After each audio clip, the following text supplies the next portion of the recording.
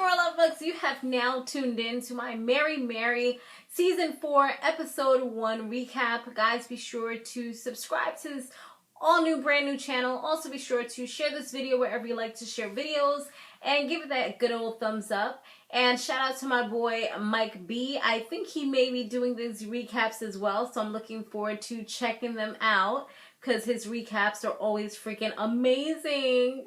Alright, so be sure to check out my YouTube cousin, Mr. Mike B, over there for possibly doing the Mary Mary recaps, but I know he's doing a whole bunch of recaps as well. So even if he's not doing that one, then check out his other ones that he's doing.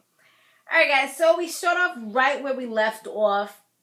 And that was, it was like almost like we never left. It was right with Mitch. He was talking to Tina. He was talking to Erica. He had went to Erica's house. And, you know, Erica wasn't really feeling him. But Tina, she was turning over this new leaf, becoming this whole new person. And she was like accepting.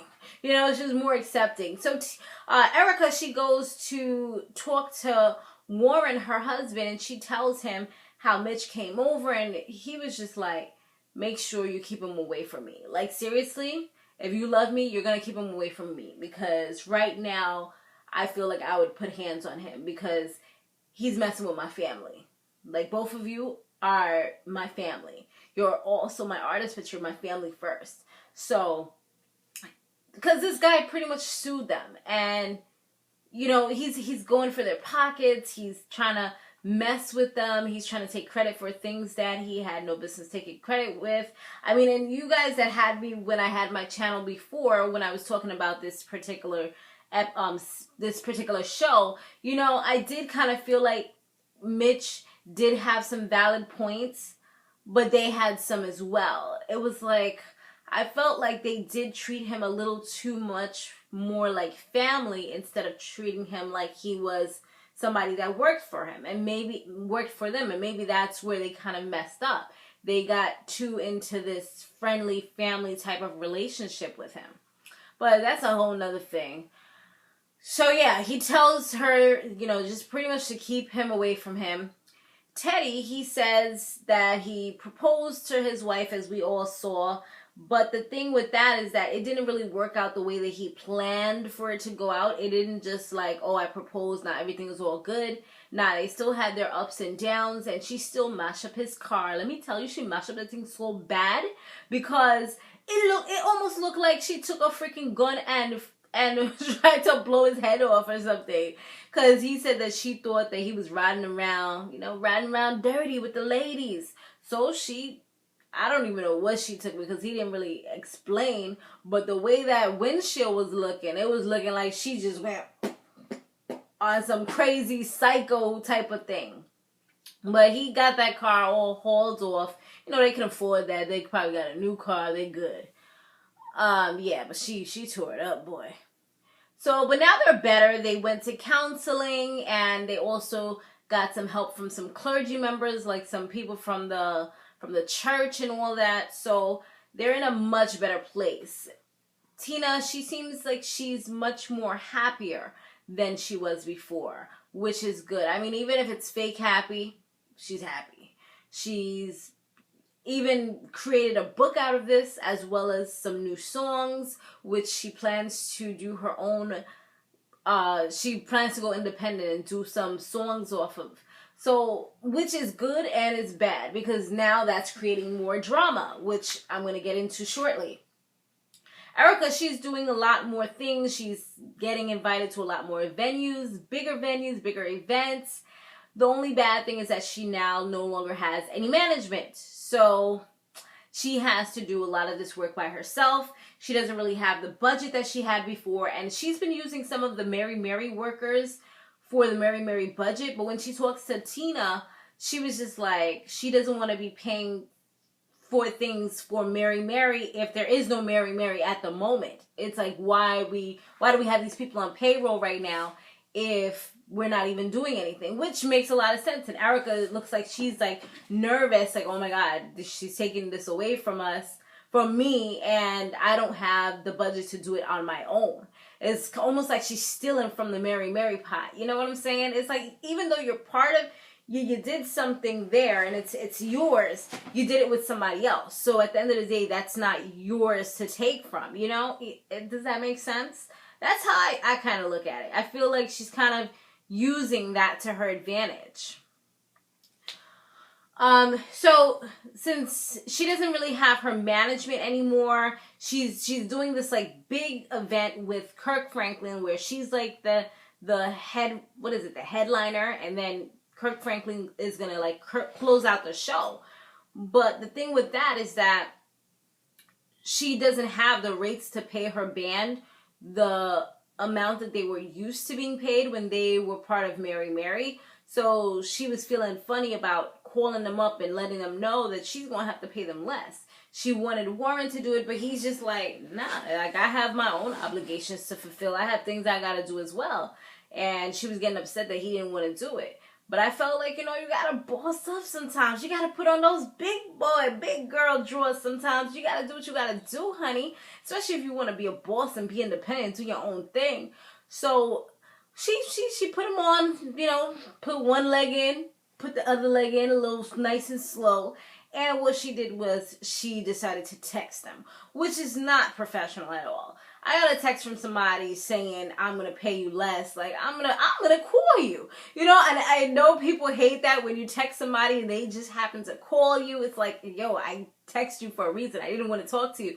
But no, for something like this, that's almost like as bad as breaking up with somebody via text, or what's the other thing? Firing somebody via text. It's just like very unprofessional. It just seems so, you know, it's too new school. It's too unprofessional. And I think that some things deserve a phone call or in person. You know, you can't avoid everything. And I think that this world nowadays with all this technology, it's just made people become super lazy to the point where they feel like they don't even need to pick up the phone anymore. It's funny because my boss had said that to us not that long ago. He was like, instead of always emailing, how about you go over to the person and just talk to them or pick up the phone and call them, as opposed to always emailing or texting, because he's like, don't lose the conversation. Don't lose that special part of what creates communication, which is so true. Anyways, enough of that. Tina, once again, she's happy. She's all in a good space. She's going out on dates with her husband, trying to get that love back. While she was going out on a date, Tina was going crazy. Erica was going crazy trying to call her to tell her that she needed her to find Warren for her. She's just like, girl, bye. I'm on a date with my husband. Sorry. Calm down. I'll pray for you. Everything's going to be all right. And that's it. You know, she's going to be good. The Lord got it. You know, he going to fix it. Fix it, Jesus. You know, that's pretty much what she did. She put it in the hands of him, and she's just like, I can't help you, sis. There's nothing I can really do right now. So Tina, she goes to Warren, and because she's part of his label, she tells him that she wants to do her own like solo thing and everything. And he was a little offended by the fact that she wanted to do that, but she said she wanted to do that because she wants to put her book and her music out with the same label. I just feel like that's an excuse, because how many places are able to do that? And it's not like she's just connected to him and his record label. She's also connected to Sony, because Sony's connected to him as well. So that's posing another problem, another issue, because she hasn't put out a record with Mary Mary because she wasn't ready to do so. But now he has to go and talk to Sony and get them to kind of release her so that she'd be able to do her solo thing. And they're not having it. The representative is just like, well, you know, it's time for them to come out with a Mary Mary album. It's been long enough. They need to do that, and then she can come out and do her own thing. And I feel like that's exactly the route that I'm getting these people names mix up names. That's exactly the route that Erica went on. They was doing their Mary Mary thing, and then she kind of came out and did her thing. So they're kind of saying you need to reintroduce Mary Mary, get those core fans, I guess, and then she can do her own thing. The only problem with the whole she's going to be doing independent is that it, regardless to how you look at it, regardless if they're on the same record label or not, it is almost as though they're going to be competition because they're in the same genre of music, I believe. I'm pretty sure that Tina's going to stick to gospel. So they're in the same type of pop, what is it, pop gospel, or I don't know what the actual genre is called, but yeah, they're contemporary or whatever, that type of gospel music. So it's going to be one against the other. It's always going to be that. That's just the way the media and everything else kind of flips it to make it seem like, ooh, Tina just came out and she's doing much better than her sister Erica, who's been out for blah, blah, blah, blah, blah, you know, that type of thing. Yeah, so she's trying to do her own thing, and that's pretty much what Sony's saying. When Erica was about to go on stage and do her thing, her Kirk Franklin thing, everything, the sound check wasn't really working, it wasn't going down. She doesn't have her sound guy, she was saying. So she's really worried about that, and that's pretty much like where they closed off. Just not really letting us know what's going to happen with Erica and if her performance is going to go well. I mean, I'm assuming it probably is. I don't think I've ever seen her do a really bad show. Well, didn't she have one bad show? Yeah, there was one bad show. I forgot where it was, but I remember last season she had one bad show. I was just like, ooh. I mean, it wasn't horrible, but it wasn't up to par, you know? Yeah, so from the coming attractions, it looks like there is going to be some drama going down, and it's going to be somewhat of a battle between Tina and Sony and trying to get her to do her own thing. She's prepared to go, I guess, to war with them, if you want to say that. I don't know. I think Sony's going to win, but we shall see. Remember, you don't sign a whole bunch of legal documents and contracts, and it probably states something similar to what he's saying, which is why he's saying what he is saying, you know, the guy from Sony. But that's pretty much it, guys. Be sure to check out my my other channel for beauty and lifestyle and all that other good stuff over there. And I did have a secret giveaway. I have to see if anyone entered. It was for some hair. I'm going to have another one coming up soon.